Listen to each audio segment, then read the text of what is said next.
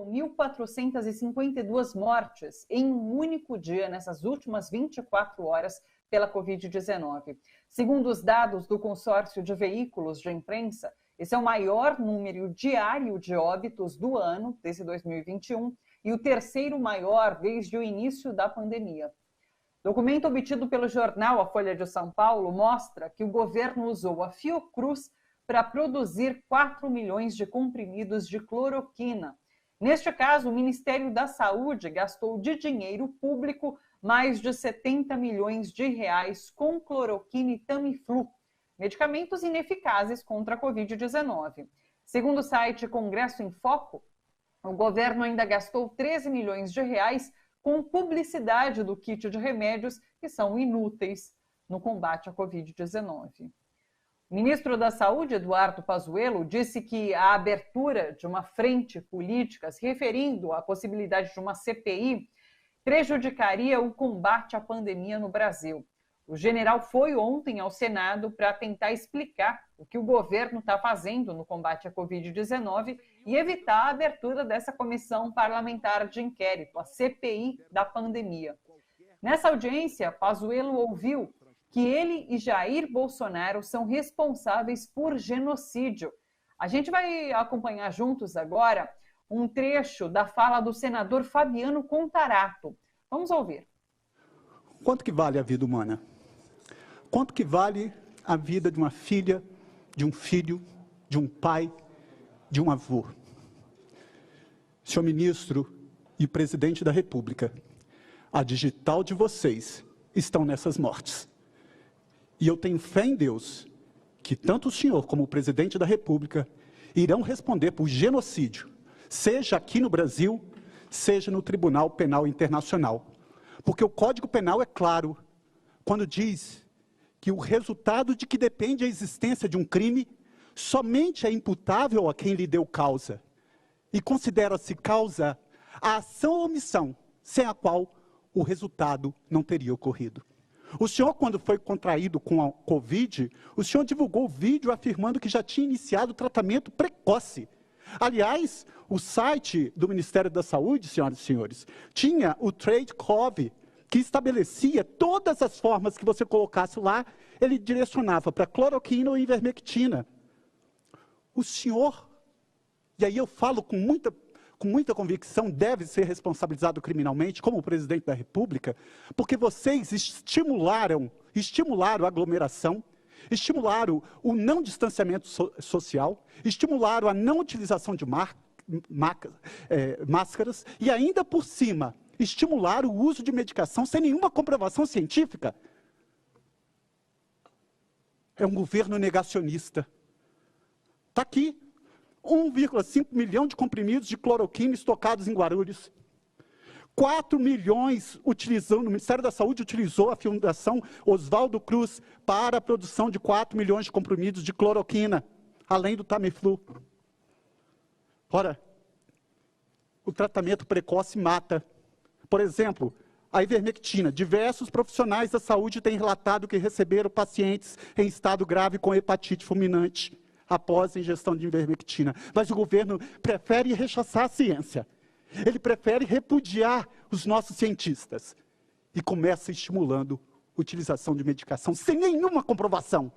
A digital do senhor e do presidente da República estão nessas 235 mil mortes e quase 10 milhões de infectados.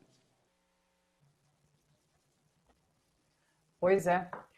O governador afastado do Rio de Janeiro, Wilson Witzel, do PSC, agora é réu por corrupção passiva e lavagem de dinheiro.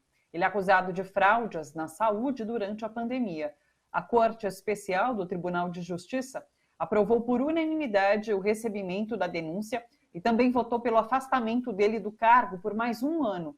O ex-juiz Witzel é aquele que tomou posse dizendo que iria mandar a polícia mirar na cabecinha. Pois é.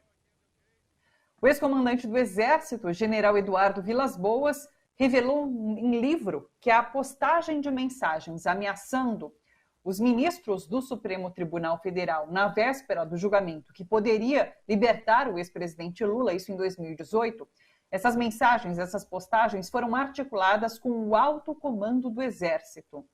O músico e ativista político Fabiano Leitão, que ele é conhecido como trompetista, fez um protesto nesta quinta-feira em Brasília, em frente ao Comando Geral do Exército. Vamos dar uma olhada nesse protesto.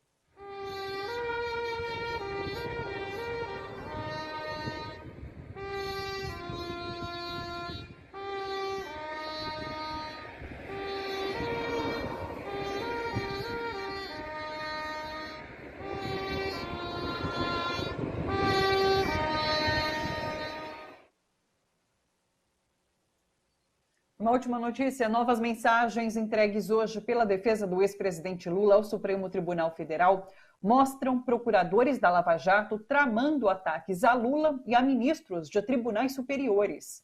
Segundo a jornalista Mônica Bergamo, da Folha de São Paulo, em uma das conversas pelo Telegram, a procuradora Carolina Rezende, da equipe do ex-procurador-geral Rodrigo Janot, enfatiza que Lula é a prioridade.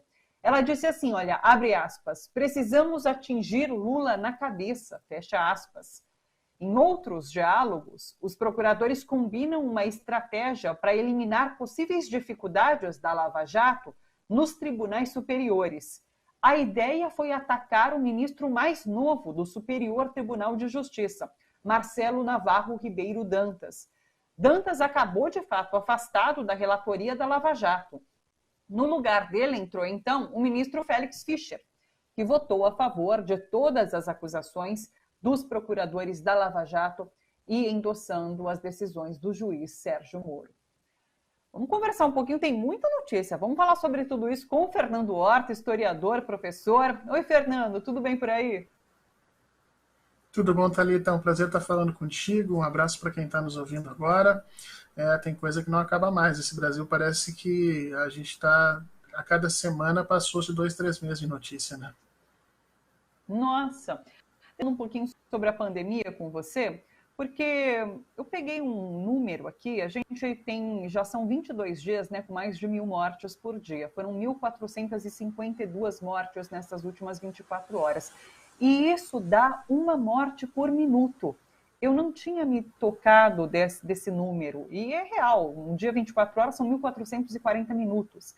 A gente teve 1.450 mortes. Às vezes a gente começa a falar em mais de 1.000 mortes e acaba normalizando isso. Mas é uma morte por minuto, isso é muito absurdo.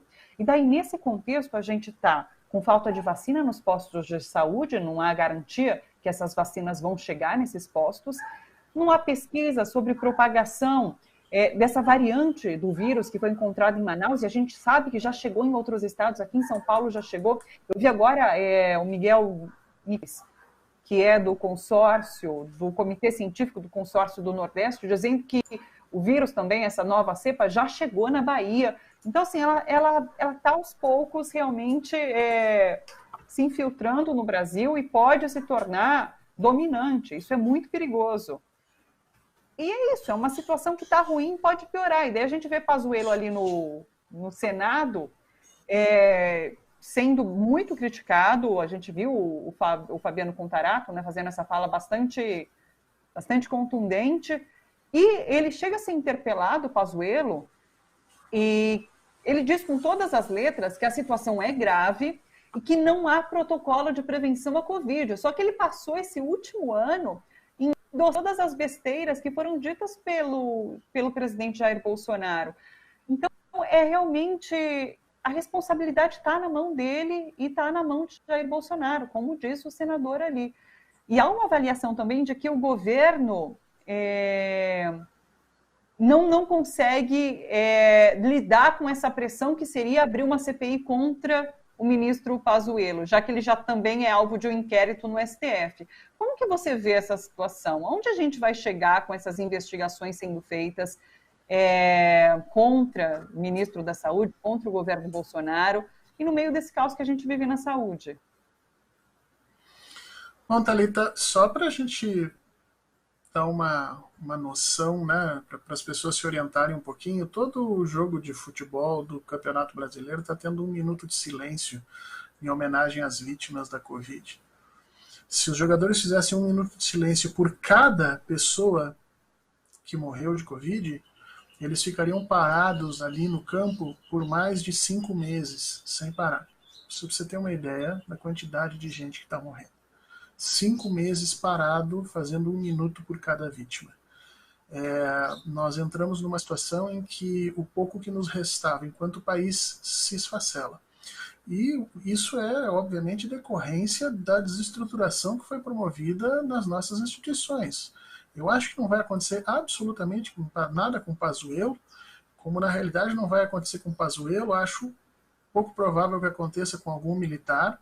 E o exemplo que esses militares estão dando para a sociedade é de que eles podem fazer absolutamente tudo, incluindo aí conchavos e maquinações criminosas, como o general Vilas Boas reconheceu, incluindo matar 230 mil pessoas, não ter protocolo algum para a saúde, continuar fingindo que não está nada acontecendo no Brasil, e absolutamente nada vai acontecer porque as nossas instituições foram dilaceradas a golpes de Lava Jato, a golpes de Moro e Dallagnol, jogando todo o arcabouço que nos mantinha enquanto ainda um aglomerado civilizacional minimamente sustentável, foi jogado por terra no afã de perseguir Luiz Inácio Lula da Silva e retirar Dilma Rousseff do poder.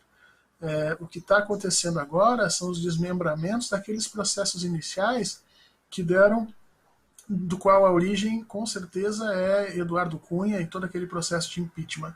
E eu tenho certas dúvidas, Thalita, eu tenho muitas dúvidas se nós vamos conseguir nos recuperar disso num curto espaço de tempo, porque eu vejo as eleições de 2022 como mais um problema para essas instituições lidarem, os desmandos e os crimes de Jair Bolsonaro se avolumando, a estrutura econômica brasileira se desfazendo, e agora a elite brasileira aprova um seguro contra Lula e contra Bolsonaro nas eleições de 22, que é a autonomia do Banco Central. Quer dizer, nós nos desfazemos enquanto sociedade e a elite brasileira se preocupa apenas em proteger a sua riqueza financeira. É realmente apavorante isso. É absurdo essa aprovação da autonomia do Banco Central antes de qualquer discussão sobre auxílio emergencial, que é tão urgente para a nossa população, né? Sobre o ex-presidente Lula, são novas mensagens que apontam novos crimes de procuradores, agora dizendo que precisa mirar na cabeça, ou seja, precisa eliminar Lula. E com eliminar a gente entende que é politicamente, né? Então a gente precisa dar um jeito de eliminar politicamente o ex-presidente Lula. E foi o que a Operação Lava Jato fez também, realmente. Tem outras mensagens, inclusive...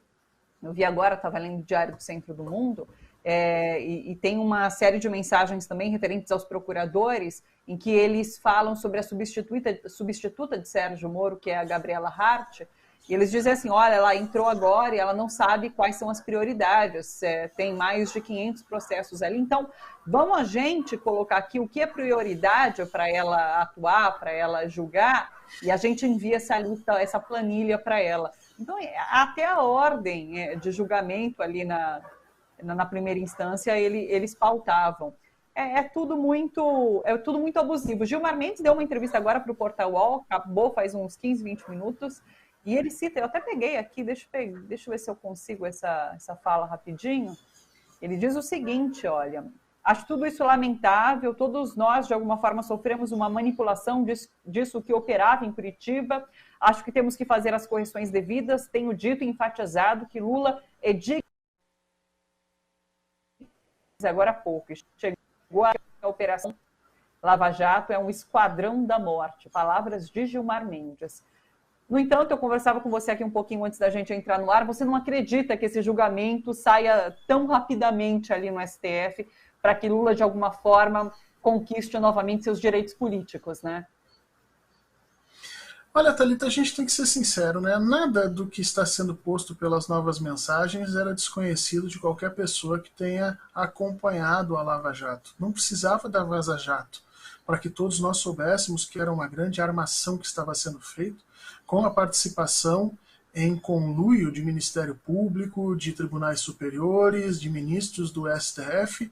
Hoje Gilmar Mendes parece nosso aliado e tem postado voz importante contra a Lava Jato, mas não vamos esquecer que é de Gilmar Mendes a liminar que retira Luiz Inácio Lula da Silva da condição de ministro de Estado.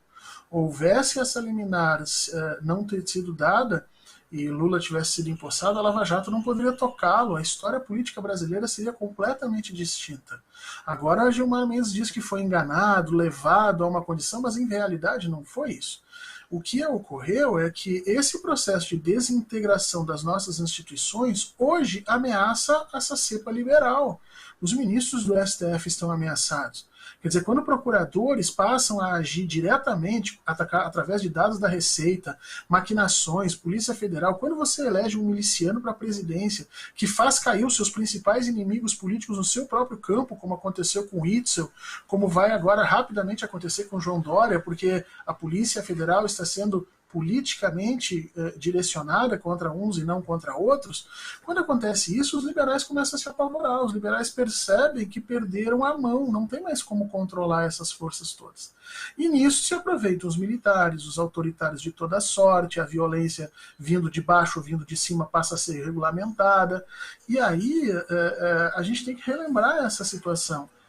Quando os governos do PT deixaram quando os governos do PT deixaram de existir, nós tínhamos um país institucionalmente de pé. Poderíamos não concordar com efetivamente uma atitude ou não que os governos tinham tomado, mas jornalistas eram recebidos com cuidado, com atenção em todos os lugares, as instituições funcionavam independentes, de tal sorte que até o procurador-geral era escolhido pela própria congregação do Ministério Público, juízes e desembargadores tinham os seus direitos respeitados, a sua posição e a exigência de que eles cumprissem os códigos completamente de forma perfeita, a exigência era feita na íntegra. Nada do que está acontecendo, que apareceu nas novas mensagens, é novo. O que é novo nesse momento é a percepção dessa institucionalidade liberal brasileira de que eles já não têm mais controle sobre os processos que eles deram causa e que criaram. E aí eles estão desesperados tentando retomar esse controle. A aposta é Gilmar Mendes, a aposta é o STF. Mas vamos lembrar que são 11 ministros. E desses 11 ministros, pelo menos 3 ou 4 estão intimamente ligados a essas questões da Lava Jato. Algumas fontes dão conta que, inclusive, nos diálogos eles aparecem citados e aparecem diretamente conversando com o Ministério Público, com os juízes. E hoje julgar Lula e devolver a Lula os direitos políticos significaria uma mudança muito drástica no tabuleiro político e que favoreceria notadamente a esquerda. E os liberais preferem que isso não aconteça, porque, como diz o editorial do Estadão, eles entendem que Lula e Bolsonaro são a mesma coisa para eles. Tanto faz para eles se você vai atacar o capital para propor um sistema autoritário e repressivo como o Bolsonaro, ou se você vai atacar o capital para propor uma sociedade menos desigual e com maior capacidade dos pobres direcionarem os seus destinos. Para eles é a mesma coisa, o ataque ao capital é o mesmo e eles estão simbolizando essa situação.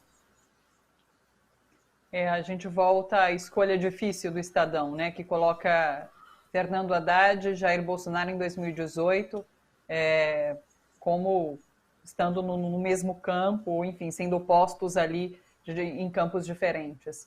Como você tem visto a atuação da imprensa em relação a esse julgamento que aconteceu essa semana? O STF, essa segunda turma do STF, de fato, deu direito a Lula, a defesa de Lula, para que eles tivessem acesso completo às mensagens obtidas na Operação Spoofing. A gente já chegou até a comentar aqui que o Jornal Nacional fez matéria mostrando essa decisão, mas não deu uma vírgula, uma frase da fala de Gilmar Mendes, que tem sido bastante contundente em relação ao julgamento justo que Lula teria direito. Como que você tem visto essa atuação da grande mídia, da mídia corporativa? Obviamente um bloqueio comunicativo no Brasil, que não é de hoje, mas agora ele está se tornando cada vez mais escancarado, ao mesmo tempo que Luiz Inácio Lula da Silva, seus argumentos e as próprias falas do Partido dos Trabalhadores são completamente invisibilizados. Nós temos o Fernando Haddad indo a determinados programas e sendo agredido verbalmente, né, por jornalistas que compõem esse grupo, que as mensagens demonstram estarem tão fortemente ligados, inclusive assessorando membros da própria Lava Jato. O que nós temos que entender é que, infelizmente, no Brasil existem jornalistas que parecem que são mais conservadores e zelam mais pelos interesses dos seus patrões do que os próprios patrões fariam. Eu tenho dúvidas se Roberto Marinho, pai, vivo, permitiria que a sua empresa fosse jogada nesse limbo que está? Porque, veja, a Globo corre um risco muito grande. Se ela não conseguir evitar a candidatura de Luiz Inácio Lula da Silva e conseguir apear Jair Bolsonaro do poder, ela pode amargar tremendos prejuízos nos próximos anos, não apenas porque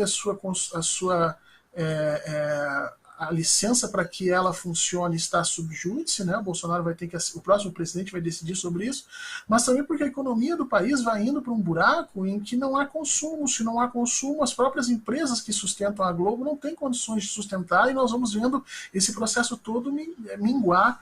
A questão é perguntar a essa gente se eles têm 2 neurônios de racionalidade ou se vão continuar apegados às suas antigas ideias, e a julgar pelo editorial do Estadão de agora há pouco, dizendo que Lula e Bolsonaro são a mesma coisa, é a mesma repetição do famoso editorial de uma escolha difícil. Só que agora, Thalita, existem 250 mil mortos entre um e outro. A mídia corporativa brasileira já está no campo do crime há um bom tempo. Ô, Fernando, e fazendo esse exercício de futurologia, caso o STF julgue o habeas corpus do ex-presidente Lula, Lula consiga de fato, positivamente, Lula consiga de fato retomar seus direitos políticos, saia como candidato. Como você acredita que vai ser a atuação da imprensa se a gente voltar a ter PT, Lula e Bolsonaro disputando as próximas eleições? A gente tem visto, né, as emissoras, principalmente Rede Globo, Globo News, fazendo críticas à gestão Bolsonaro frente a essa pandemia. Mas a gente vai chegar lá em 2022, final ali de 2021, 2022, final de 2022, isso. Tendo esses dois protagonistas na política, como vai ser a atuação da imprensa? Eles novamente vão escolher estarem ao lado de Bolsonaro? Pois é, Thalita, primeiro assim, não há como tirar o presidente Lula da posição de ator político significativo. Ele mesmo preso estava à frente das pesquisas e era muito claro e evidente que ganharia a eleição, não fosse a intervenção de Gilmar Mendes e companhia limitada. Então, ele com seus direitos políticos ou como o cabo eleitoral mais forte do Brasil vai provocar um tsunami eleitoral muito forte. Agora, o refúgio de uma imprensa amedrontada é o profissionalismo, Thalita. Eu acredito que na falta de um candidato forte, liberal, que possa efetivamente ser ajudado pelas engrenagens dessa mídia, que eu julgo já está no campo do crime, na falta desse personagem, eles vão se intocar dentro do profissionalismo, vão fazer uma cobertura jornalística correta, direitinho, inclusive para fazer parecer que foram neutros e corretos durante todo esse processo do impeachment. Então, nesse sentido, que eu penso que o melhor cenário para o Brasil, para que nós possamos nos reorganizar, nos curar enquanto nação, voltarmos a olhar para frente enquanto povo, reconstruirmos o lado, é exatamente uma disputa eleitoral entre Bolsonaro e Lula. Com uma imprensa que deve se colocar nesse momento profissional e um judiciário que volte para os seus tribunais e um exército que volte para os seus quartéis. A gente só consegue arrumar a casa, Thalita, colocando cada coisa no seu lugar. O lugar de Lula é efetivamente como representante de uma parcela significativa do Brasil, de pessoas que ainda acreditam que aquele projeto possa ser colocado em prática e as coisas podem melhorar. O lugar de Bolsonaro, por mais que me doa dizer isso, é também na condição de candidato, na medida em que ele representa um pensamento vil e perverso de uma parcela significativa da nossa população. O que nós não podemos fazer é permitir que as instituições novamente tentem dar suas voltinhas, os seus jeitinhos, as tentativas de golpe, os seus conchavos, como reconheceu abertamente o general Vilas Boas, porque nisso está incluso não só crimes contra a história e contra o povo brasileiro, mas está também incluso uma certeza perene que parece que essas figuras têm de serem intocáveis. Militares, juízes e desembargadores no Brasil sentem-se completamente intocáveis, e isso não é uma república. Uma república, um país, uma democracia que se pensa e se preza como tal, não pode admitir castas de indivíduos que tenham tamanho poder e não respondam por seus atos. Isso é muito perigoso, isso é muito complexo, e a gente precisa lutar primeiro contra isso. todos estão submetidos ao escrutínio da lei, ao escrutínio das instituições, absolutamente todos, com uniforme, sem uniforme, com toga ou sem toga. E cada um que vai fazer as suas competências o melhor possível. Acredito que 2022 é a nossa última chance de reorganização enquanto país, Thalita. Me traz muito de sabor imaginar que nós possamos ter novamente uma eleição manchada pelos golpes institucionais e por esses interesses comezinhos que parecem que não têm fim no Brasil. Certamente. Deixa eu fazer uma última pergunta, até porque eu quero te ouvir em relação a uma análise feita pela Thaís Oyama, jornalista, no UOL. Ela publicou agora há pouco, eu acho que vai de encontro com um comentário que a gente recebeu pelas redes. O Cadu Lacerda, que está acompanhando o Bom para Todos, ele inclusive fez uma contribuição aqui no nosso canal, quero agradecer o Cadu. Ele disse assim, olha, discordo, era evidente para nós. Eu acho que ele está falando sobre as mensagens agora divulgadas com esse acesso, com as perícias que foram feitas pela defesa do ex-presidente Lula, apresentadas ao STF. Ele falou, era evidente para nós, mas não para muitas pessoas. Isso que transparece agora é a clássica e óbvia mancha de batom na cueca. Faz diferença. E daí, nesse sentido, eu quero trazer o que a Thaís Oyama escreveu, é que ela fala sobre a candidatura de Luciano Huck. Ela fala assim, Huck está esperando a confirmação de uma outra candidatura para se lançar candidato à presidência ou não. E essa outra candidatura é a de Sérgio Moro. Porque há uma avaliação de que eles precisam ali, a assessoria de Luciano Huck, precisa esperar para saber se o filme de Moro vai ser queimado completamente com a decisão do STF, que está para acontecer no habeas corpus do ex-presidente Lula, ou se ele pode passar a ter uma imagem de vítima perseguido por corruptos. E daí, a hora que eu li isso, eu falei assim, mas gente, me parece tão claro para todo mundo quem é Sérgio Moro hoje, muito por conta dessas mensagens que aparecem, e agora já toma um grande espaço do senso comum de que Moro agiu incorretamente, ilegalmente nesses processos contra o ex-presidente Lula. Como que você avalia tudo isso? Eu quero te ouvir em relação a esse jogo político com o Huck, com o Sérgio Moro. Como que você vê isso? Primeiro, a gente tem que ter noção, Thalita, de que todos, absolutamente todos no Brasil, sempre souberam da venalidade do juiz Sérgio Moro. Todos. Só que para uma parte da população, inclusive a parte que vota em Bolsonaro, era por ele ser venal e completamente autoritário e fora da lei contra Luiz Inácio Lula da Silva que ele tinha valor e que ele tinha qualidade. Ninguém nunca imaginou que Lula pudesse ser preso se nós levássemos os processos de forma correta, se houvesse um juiz no processo. O Sérgio Moro é o que é exatamente por ter sempre, todos terem compreendido que ele era venal, que ele era autoritário, que ele era criminoso, que ele agia por cima dos tribunais, e isso os próprios membros da Lava Jato diziam entre si. As próprias pessoas que falavam lá no início da Lava Jato, que olharam o processo, davam sinais disso. Thalita, uma força-tarefa em que o chefe dessa força-tarefa é um juiz, obviamente transpõe qualquer tipo de percepção de judiciário neutro ou de um judiciário que está apenas julgando a causa. Todo mundo sabia disso. A diferença é que Sérgio Moro foi endeusado por ter coragem de quebrar as leis e cometer crimes para prender Luiz Inácio Lula da Silva. Porque no Brasil, infelizmente, os nossos limites morais da grande parte da população são extremamente maleáveis. A corrupção feita por um político é horrorosa, deve ser punida com prisão. A corrupção feita por um empresário que só nega impostos, essa é boa, porque afinal de contas ele está sobrevivendo. E assim nós vamos carregando, assim nós vamos cambaleando na sociedade brasileira.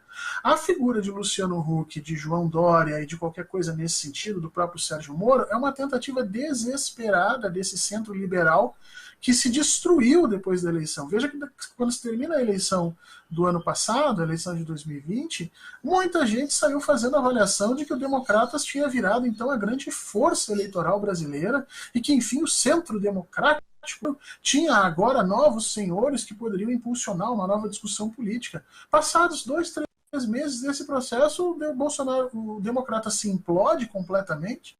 Figuras antigas do PSDB não têm mais condição nenhuma e legitimidade política nenhuma, como Aécio, como Serra, como o próprio Geraldo Alckmin, e essas figuras ficam desesperadas à caça de qualquer um que possa minimamente lhe parecer como um candidato capaz de levantar as aspirações da população. E agora esse é o jogo, a Luciano Huck, Moro, ou talvez alguma coligação entre eles. Os políticos profissionais estão muito preocupados, porque, veja, João Dória também não aparece nesse contexto. Rodrigo Maia foi apiado dessa relação de poder. Quer dizer, o centro liberal brasileiro, centro liberal como eles se chamam, para mim eles são direita, não são extrema direita de Bolsonaro, mas são uma direita neoliberal horrorosa. Mas essa direita neoliberal brasileira está completamente perdida, muito fruto do que eles fizeram. Eles fizeram muita força para acabar com a soberania popular brasileira, retirar Dilma Rousseff e mandar prender Lula. E agora, para voltar ao normal, eles não conseguem, porque eles destruíram o tecido social, o tecido institucional brasileiro. Isso não acontece da noite para o dia, Thalita. A gente não refaz a fé nas instituições e a gente não coloca as instituições nos seus devidos lugares, respeitando os protocolos e os limites, da noite para o dia, simplesmente porque a gente quis, depois que você permitiu essa balbúrdia criada por Ministério Público, por juízes de primeiro grau e tanto mais, é muito difícil voltar atrás, mesmo com esses políticos tentando absurdamente esse retorno. Sabe o que vai acontecer com o Brasil? Nós estamos correndo o risco de elegermos uma figura completamente distinta da política, completamente alijada desses processos e cairmos no que foi a Itália de Berlusconi, que no primeiro momento parecia um processo moralizante e que terminou com, inclusive, vídeos pornográficos sendo vazados à torta e à direita com menores de idade e tudo que se conhece a respeito disso. É mais ou menos esse o caminho que nós estamos vendo das figuras de Witzel e daqui a pouco vai aparecer com a própria figura de Dória, esse desfazer-se da moralidade e, infelizmente, parece que os liberais estão dispostos a apostar isso de novo do que simplesmente retornarem ao jogo democrático, permitirem que os indivíduos concorram nas eleições e respeitarem a vontade popular. Infelizmente, estamos numa situação muito complicada e eu acho que o nome de Luciano Huck é um reconhecimento do fracasso dessa política de centro neoliberal que o Brasil hoje tem. Eu não gosto nem de centro, dessa direita neoliberal que o Brasil tem. Ai, meu Deus, que fundo de poço, né, Fernando? Mas eu gosto muito de te ouvir, gosto muito de ouvir suas análises. Muito obrigada novamente pela participação aqui com a gente. É isso, a gente segue se falando nessa resistência. Beijão grande para você, um bom final de semana. Até os próximos dias, Fernando. Thalita, obrigado. Um abraço para quem está nos assistindo. Por favor, coloque uma coisa na cabeça. Nós estamos no terceiro maior dia de mortes desde que a pandemia começou. Não terminou, não está perto de terminar. Te protege tua família. A gente vai precisar de todo mundo para reconstruir esse país.